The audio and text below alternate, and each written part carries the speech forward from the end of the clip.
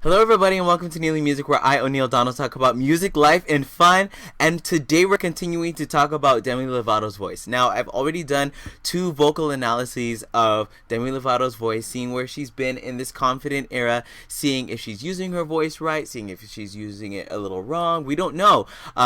So go watch those videos. But right now, what we're doing is we're going to talk about Demi Lovato's voice, but in the context of other eras. Today we're going to be talking about when she was touring her third album, which was Unbroken, and that had Skyscraper, and it had the song that we're going to analyze today, and that is Give Your Heart a Break. And so what we're going to do is we're going to take apart 2 of her live performances, one from the Confident era and one from the Unbroken era. This video is actually thanks to Katie Cart, who commented on part 2 of my vocal analysis of Demi Lovato's voice in the Confident era, and she said she wanted to see this video. So Katie, this is for you. So what we're going to do is we're going to watch both of the performances, not all the way through. We're going to watch some of one and some of the other. And what we're going to do is I'm going to comment on both of them. And we're also going to look at the big notes and the big runs and the big parts of Give Your Heart a Break and see how Demi handles them in the live situation in the Unbroken era and in the Confident era. So let's see what she does.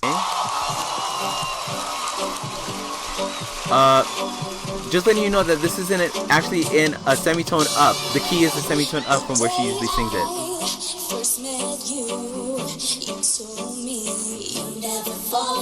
There's a little bit of backing track to help her with the lower notes.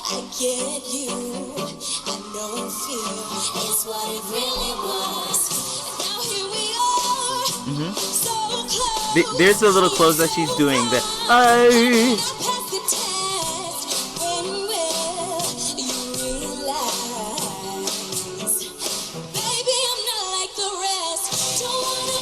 And you hear she's really soaring over it.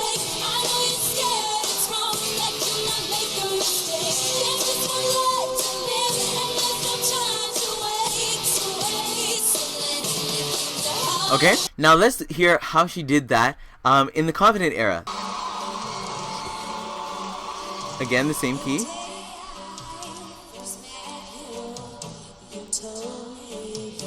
She's a lot more in control here.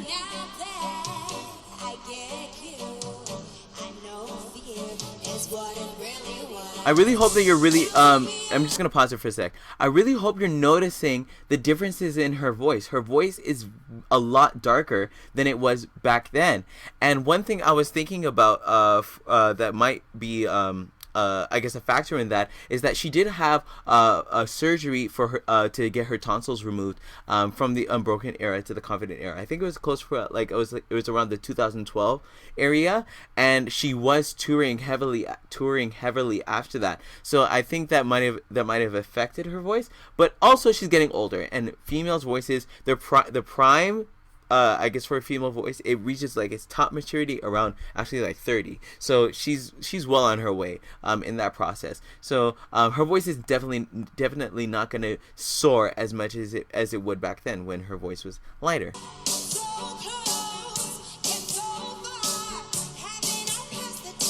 I'll stop it again. There's just and I say this, I've said this in both of my my analyses before, but Demi Lovato has this thing where sometimes she will darken her vowels, and it's funny hearing the difference between what she did back then and what she's doing now, where now she'll sing, "Now here we are," and it's kind of it's a lot darker. It kind of feels like a lot of the brightness that's in the timbre of her voice is kind of being masked by the way she's singing. So here we are, and let me kind of rewind it and let you hear what I'm talking about.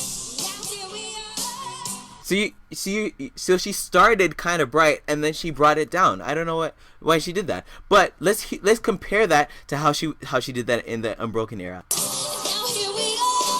Very different. In the Unbroken era, Demi Lovato's voice is lighter, and now with the R, she's kind of here we are, and that she used to do that a lot with her vowels. But I don't know. I think that was also the trend for a lot of voices of what they were doing back then. A lot of people I used to listen to would do that, and a lot of singers I would be around were doing that. It's really interesting hearing how she treated those 2 moments differently. But let's continue to listen to what she's doing in the Confident era.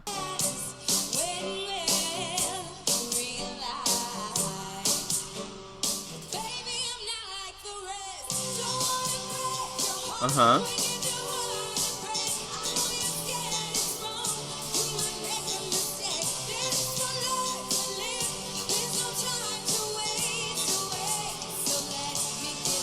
If you ask me, mind you, there's a lot of disclaimers that you can actually put on a lot of these, because sometimes sound can not, like, she can't be hearing herself properly. But I found that actually in the American Idol one, she was actually tending to go sharp. Like when she was going into the now here we are, she was getting a little sharp. But in the chorus for this Confident era, she's tending to be a little bit flat, and a little bit out of control when it comes to like a few of the licks and a little bit of the runs. Like when she was coming out of the when she was singing the "Baby I'm Not Like the Rest," like it was kind of like, oh, she kind of lost control. So to wind it down, I want to take 3 more moments out of "Give Your Heart a Break" that I want to listen to, and those are kind of like, I guess, big notes or big moments that are in the song that kind of make it, oh yeah, Demi, say, yeah, you were doing your thing. The first one is coming out of the second chorus where she sings, I think it's "Trying to Make You Understand," and she kind of like really hits it, and it's really accurate in the way that she does it in the studio version. Now what I'm looking for is the fact that in both of these versions she's singing a semitone up from where she was in the studio version. So I'm like, okay, is she gonna do it? How well is she gonna do it? Is she accurate? And is it does it sound easy? Like, because this is a relatively easy song for Demi to sing. So is she making it easy, or is she working too hard? Let's see what she's doing. Here it comes, right out of the chorus. Yeah. Come on, Demi. Yeah, she hit that. I don't know about you, but she hit that. That was 2012. Now let's listen to what she did in 2015. Okay, she didn't hit that as well. She fell a little flat. And even so, the Unbroken era was definitely a lot easier.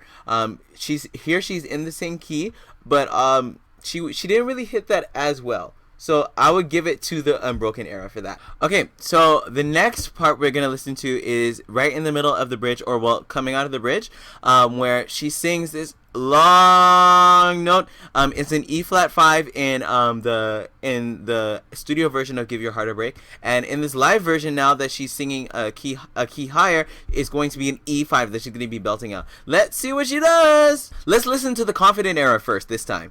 Here we go. Okay.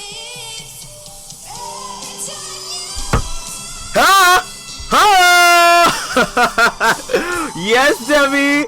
You caught that. I know you did. She added that G5. Yes, Demi. You better show him that you're here to stay. Yeah. Demi definitely smashed it in the Confident era. Should I even listen to the Unbroken era? Like, I don't know. That was pretty good. But let's listen to it anyway.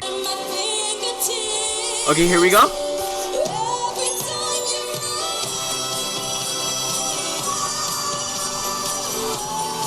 Yeah, if you listen to that version, that actually was not as good as the Confident era. Like, definitely, actually by a long shot. Because even though she was holding out the note, there was still some wavering that was happening. And in the Confident era, she actually held it, and it actually was very consistent. Like, it wasn't like there was no like movement. And now that's one thing I'll actually say about the difference between the Confident era and the Unbroken era now, is that because Demi Lovato's voice was so light in the Unbroken era, she actually she wasn't quite as she didn't have a lot of control in her upper register. So even though she would be able to hit those notes, sometimes she would wobble out. Like, she would like if she were to sing a run, like, she would spiral out and she wouldn't be able to handle it as much. But as we can see in this Confident era, she held that note and it was consistent. So far it's 1-1. So like the Confident era and the Unbroken era, it's very interesting to hear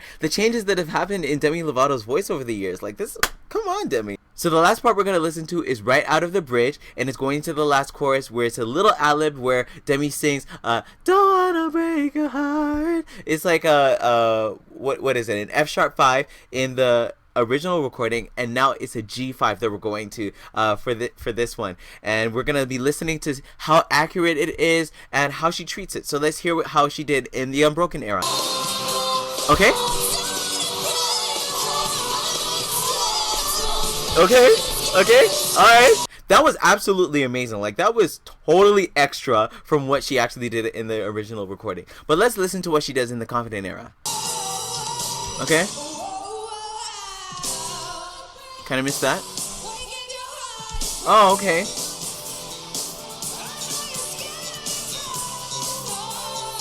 Okay, so she's maneuvering it. So what she did instead of going for that high note was she joined with the backing track, and she kind of maneuvered her way, doing some extra ad-libs that weren't as high in her range.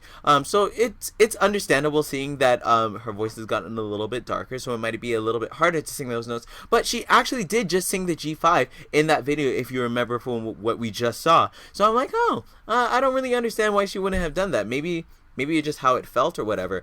But what I am realizing is that with the Confident era, there is as much as it's really hard to quite answer it like just like, oh my gosh, this is the rule, because there are so many factors that could affect this. However, we see that in the Confident era, there are sometimes that she has like some waveriness, like she doesn't have quite the control that she did back then. But back then, in the Unbroken era, she actually had the lightness of her voice that was working against her. And actually, in that last clip that we just heard, she actually hit the run really well, like she actually did, like in Confident, the actual song Confident, where she does the yeah, and then she does that little run that she usually would do live. You can go and listen to it when you listen to Demi singing Confident live, and you'll see what I'm talking about when she hits that big note.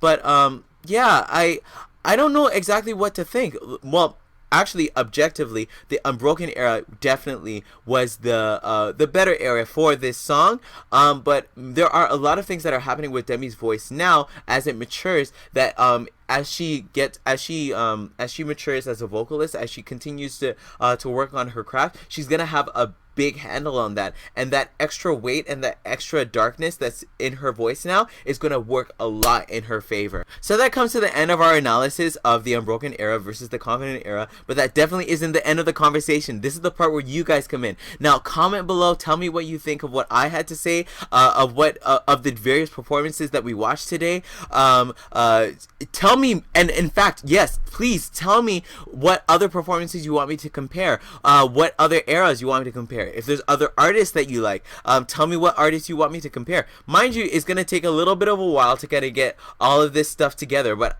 my aim is to really start to talk to you guys and to continue to discover and listen for different things that are happening to artists' voices as they develop and as they change over the years. So that's the end of this episode of Kneeling Music. You can follow me on Twitter at Kneeling Music. Like this video, give it a thumbs up if you liked what I said. Subscribe to this page, and I will see you later. Okay, bye everybody.